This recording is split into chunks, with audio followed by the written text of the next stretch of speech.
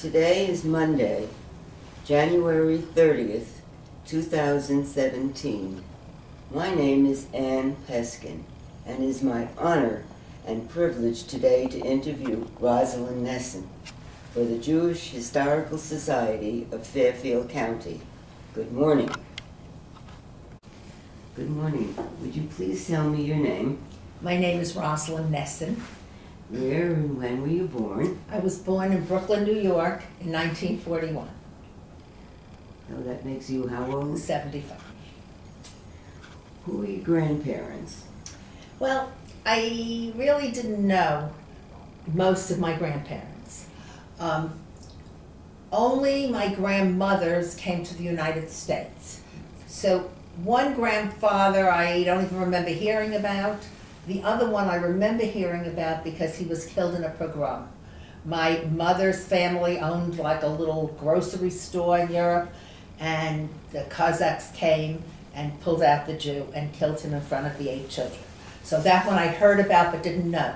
Only one grandmother who came, died before I was born. I was named after her, and I just knew one grandmother. Now, how about your parents? Yes. Where did they live? Both of my parents were born in Europe. Both of my parents emigrated as young people.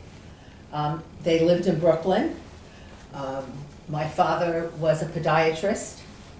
My mother, for most of the time, was a stay-at-home mom. When we grew up, she had some kind of a job at Sterling Optical Company.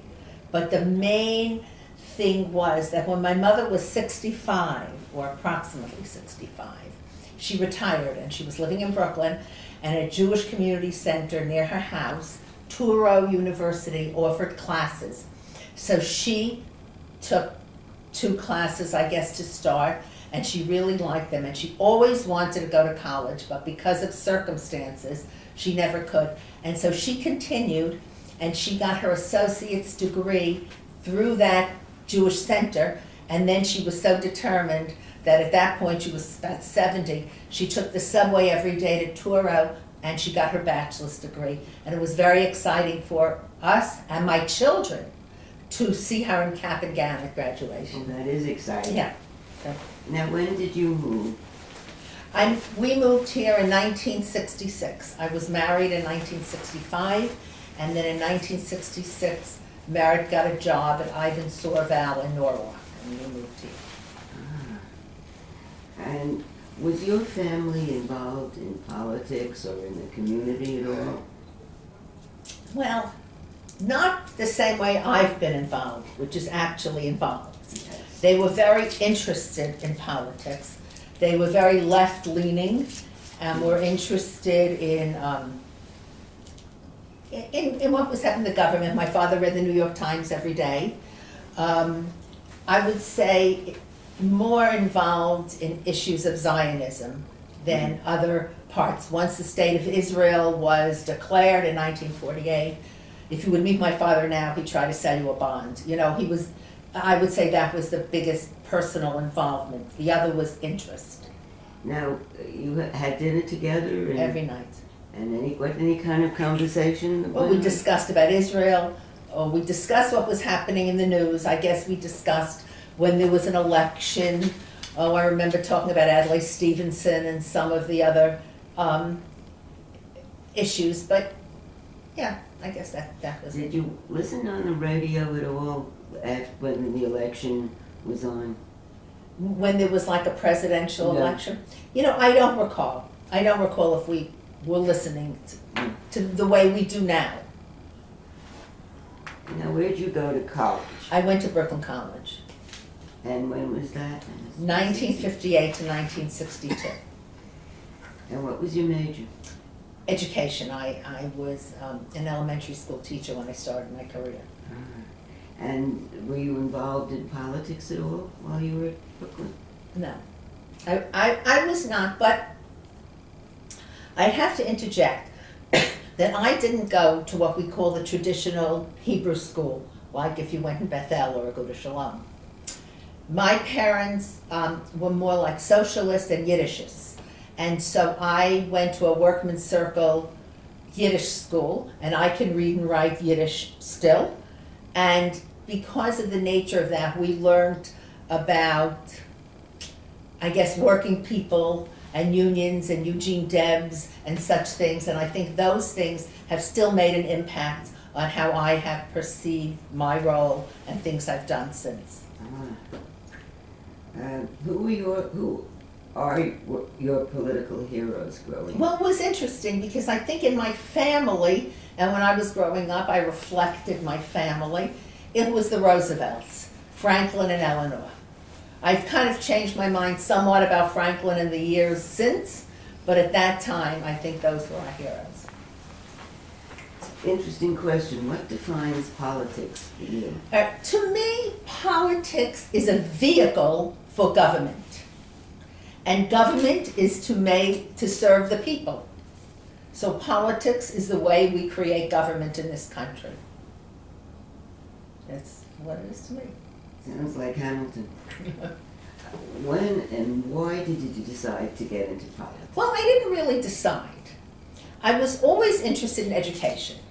As I stated, I was a teacher, and then I became a parent, and I was involved in my child or children's school. So they went to Northeast Elementary School, and I became president of the PTA, and I became part of PT Council at the time, and I attended many Board of Education meetings, and many times I had opinions that differed or things I wanted to happen that I didn't see happening. And so I became more and more involved, and then I was encouraged to run for the Board of Education. And in the state of Connecticut, compared to other states like New York, the Board of Education is elected politically. So you have to run as a member of a party, and I ran as a Democrat.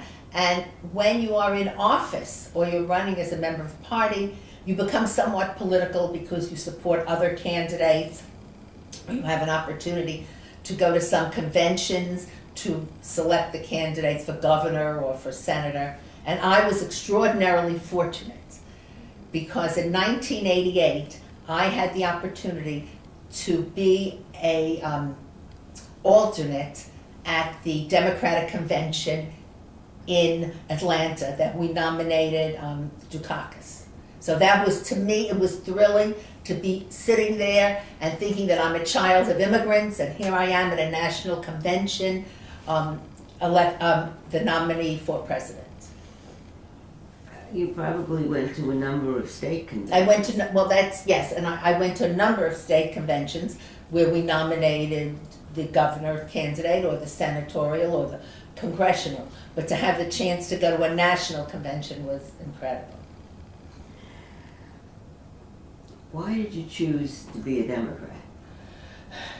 Well, when I kind of told you about my workman's circle experience and so forth, I've come from a family that you can call them liberal or progressive, and they always thought that politics were to help people, or government was to help people, and I felt that the Democrats represented that ideology. But I want to tell you a funny story. When I was in Brooklyn, and I went to register to vote, and at that time I said I was going to register as an independent. And the people, now this was politics in New York in that time, said, what are you going to be? And I said, I'm going to be a teacher. And they said, do you want to teach in a good school?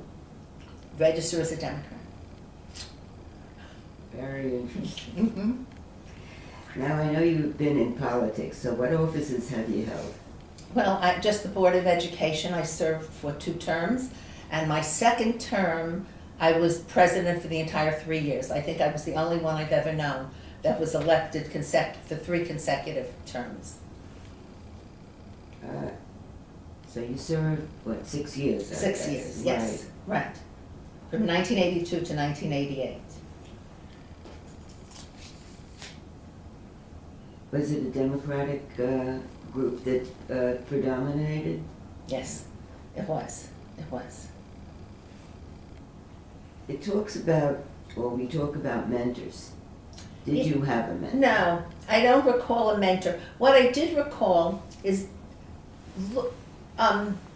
seeing the people who preceded me, people like you, or Ellen, or Adele, or Elkie Stone, were people who I thought were really smart and really knew the issues and really made a positive difference.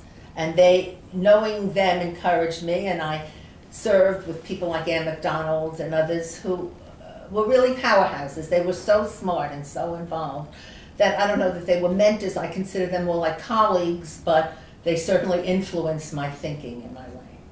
And who were your supporters? Okay. You see, I came out of the PTO. So I ran immediately after being president of the PTO at Northeast and being active on PT Council. So all of those people were my supporters. It was very easy to run. I had many people who sent money. I had many people in those days, we campaigned by writing postcards. And I had people from virtually every school volunteer to write postcards on my behalf. So I would say that basically my supporters, I won, so it had to be the majority community, but the main workers and supporters were parents from the various schools. We're going to talk about campaigning in a minute. Were there any obstacles that you faced? Yes. I don't know if it's obstacles, but it's interesting that now they could barely find a candidate to run. While in my day, both of the times I ran, I was an endorsed candidate, but I had primaries both times. There were other people in the community who were not nominated who were interested in running, and many of them were fine people. Some came on later. So I guess an obstacle is when you have a primary, it's kind of an obstacle. You're running twice. Right, really. right. Now, talking about campaigning, how'd you feel about campaigning? I liked it. I liked it. I always like going out and meeting people, and I don't know if it was as complicated as it is now. We didn't have to raise as much funds. How much funds did you I don't recall. But it seemed like it was maybe $1,200. I mean, it was not big money like they have to raise now.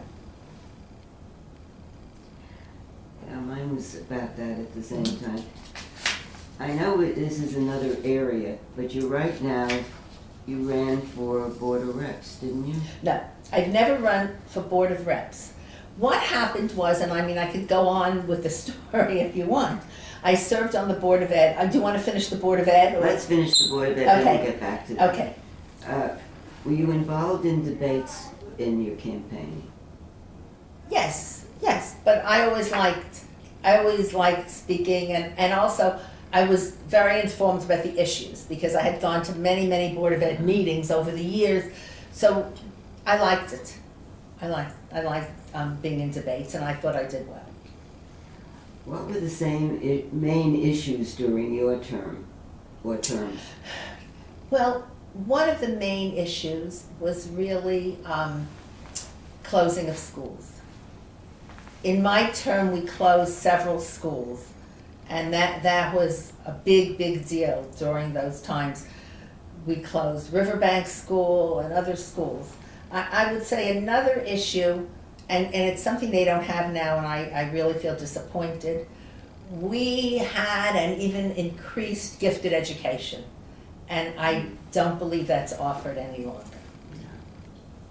So those were some of the main issues that I recall.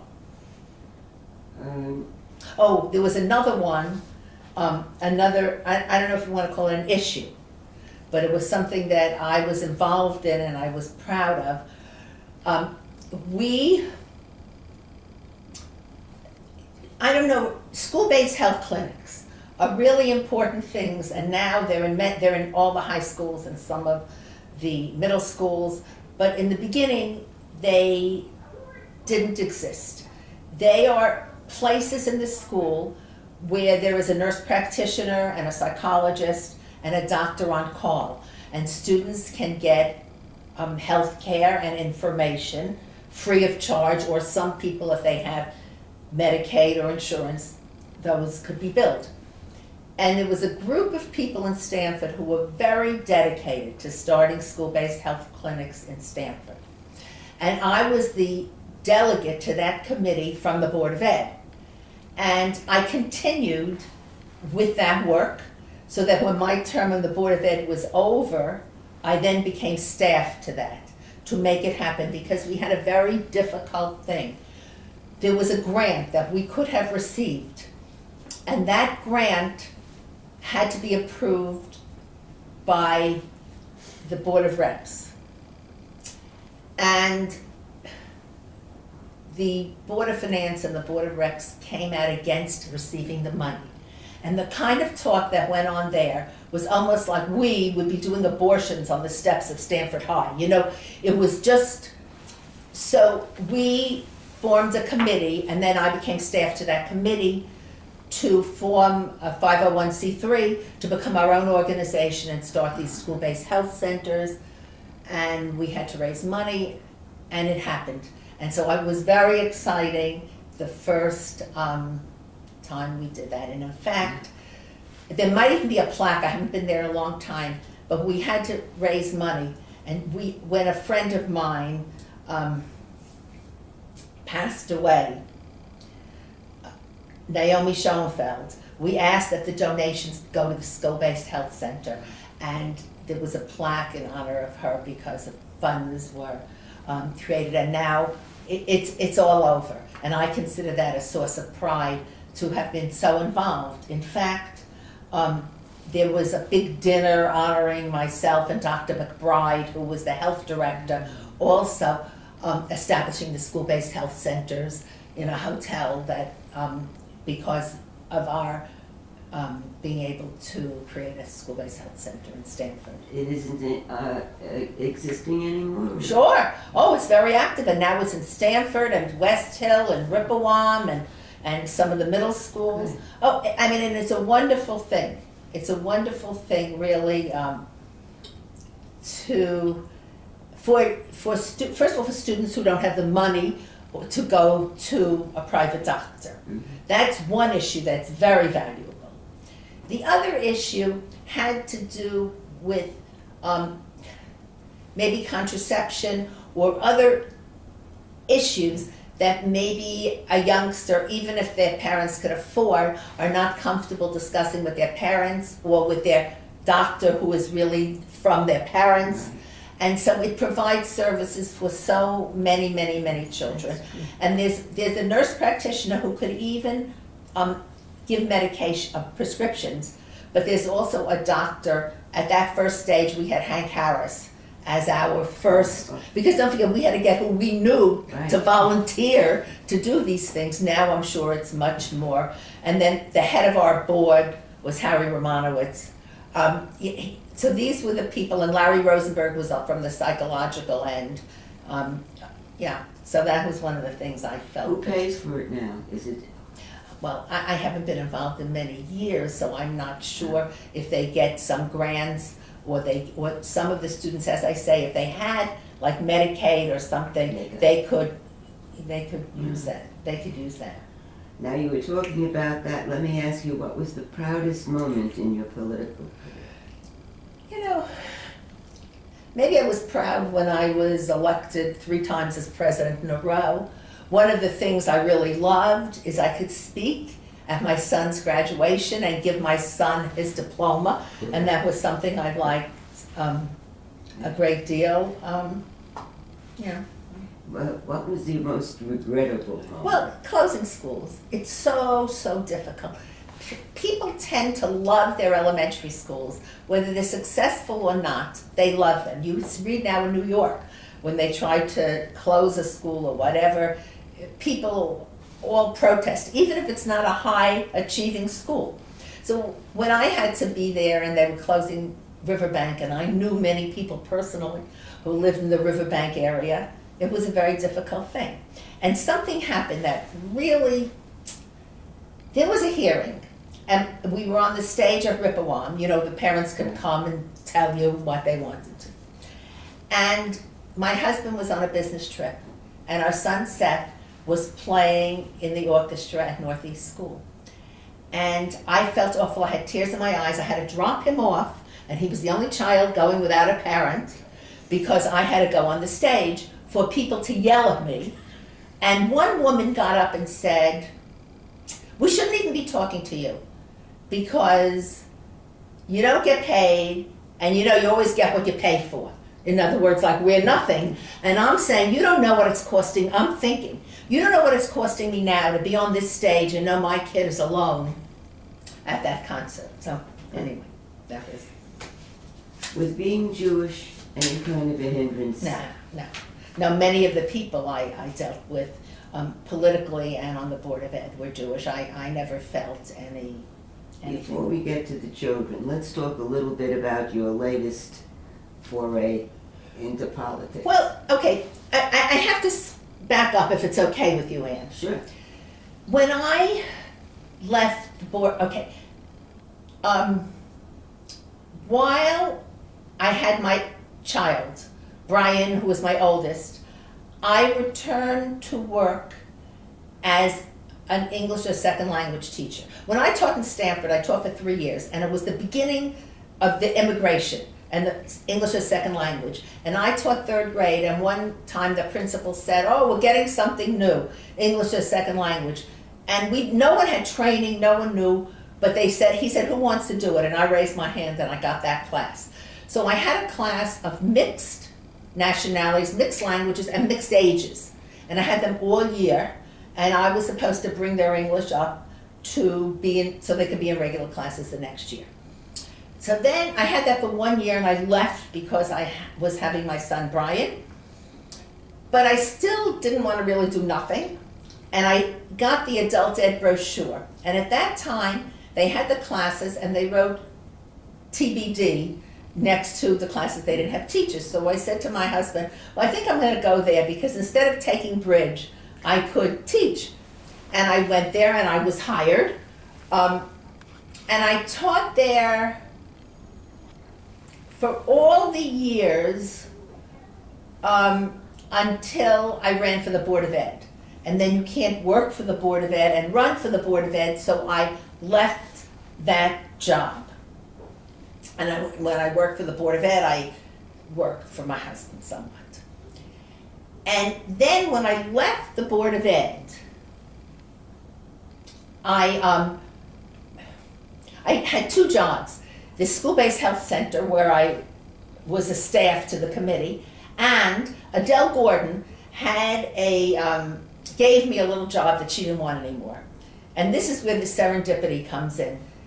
It was also being staff to grant programs where Norwalk was the fiscal agent and we were the administrative agent, and it was like 15 hours a week that you went around monitoring programs that had grants and analyzing grants.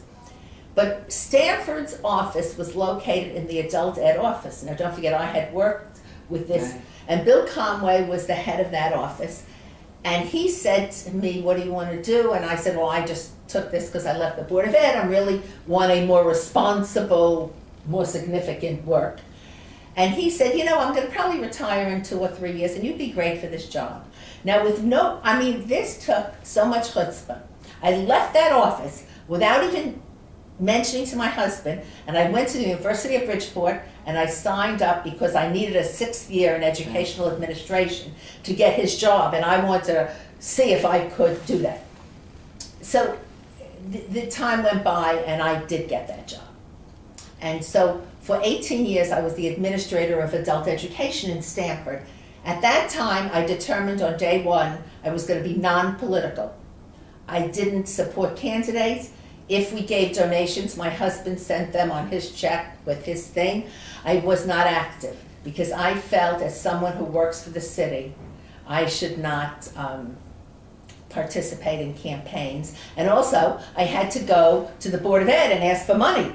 And I didn't want people not to like me because I supported the opposition. So for 18 years, I really had nothing to do with local politics. My tenure in adult ed was incredible. I loved it. Part of it was, the enrichment, like LIR. We have all those classes and dancing and all that. But we had huge English as a second language program in high school. credit diploma. In fact, I'm still working. I have a student this afternoon. So most of our students were immigrants, and I love the students because they were so hardworking and so anxious. It makes me so angry today when I read the news. And I keep up with very few, but two in particular. This guy, Gazim, was our student who came from Kosovo. And my husband had a small business in Stanford, and he needed a part-time employee. And I asked all the teachers, and they suggested Gazim. So Gazim was learning English. Then he studied for and took his GED in our program. And he went to Norwalk Community College to study drafting. And now he has a nice job with an architecture firm in Greenwich. And he has his own home and his family. And there's another young woman, in fact, I met at Judy Martin's funeral. She was a student of ours as well, and in English as a second language. She was a Spanish speaker, and Ellen Bromley, who worked for the government, called up and said, do you have a student who I could use, who said, I need a Spanish speaker? And we recommended this woman, and now she's in charge of several of the programs there. So I feel really good, and I am an advocate for immigrants. So, but I didn't do anything about politics at that time. And then when I retired 8 years ago, I didn't know if I did anything right away, but when David Martin ran for mayor 3 years ago, my husband and I got very involved. Merritt was his treasurer, was David's treasurer, and we were very involved in the campaign, which then reinstated my interest in politics, not in government, but in politics. And so last year I was able to gain a seat on the Democratic City Committee. And so now I serve as a representative of the 20th District, and I'm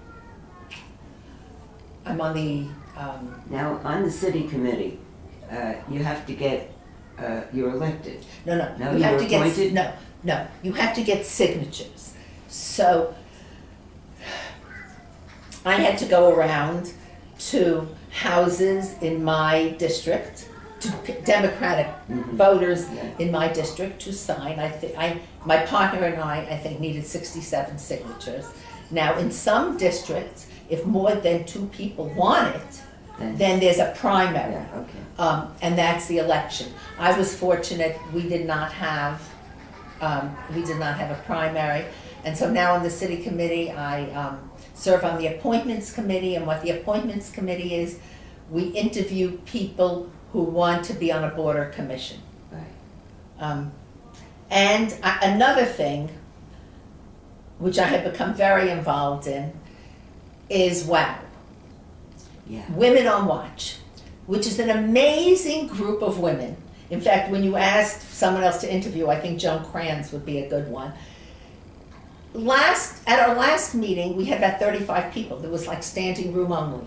We worked very hard for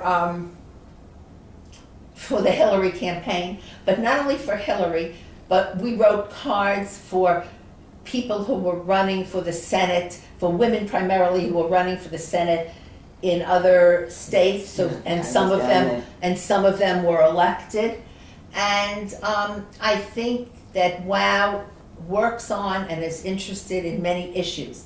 They work for candidates. They worked hard for Murphy and for Caroline Simmons, but they also have been very involved, and I have been involved with them. I've been very active in the effort for gun control.